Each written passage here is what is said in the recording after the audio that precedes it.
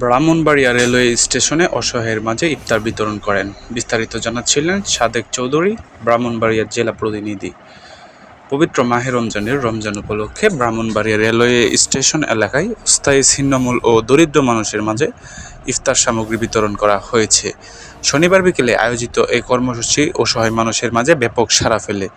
ব্রাহ্মণবাড়িয়া ৩ সদর বিজয়নগর আসনের সংসদ সদস্য ও বাংলাদেশ জাতীয়তাবাদী দল বিএনপির কেন্দ্রীয় অর্থনৈতিক বিষয়ক সম্পাদক ইঞ্জিনিয়ার খালেদ হোসেন মাহবুব শ্যামলের দিক নির্দেশনায় এই ইফতার বিতরণ করা হয়। তার পক্ষ থেকে রাজনৈতিক সহযোদ্ধাদের নিয়ে একত্রে ইফতার ও অনুষ্ঠিত হয়। কর্মসূচি আয়োজন করেন জেলা বিএনপির ক্রীড়া সম্পাদক মইনুল ইসলাম ও জেলা ছাত্রদলের সাবেক সহসভাপতি ওয়ারেস ইসলাম। এ সময় বিএনপি ও ছাত্রদলের বিভিন্ন পর্যায়ের নেতাকর্মীরা উপস্থিত ছিলেন।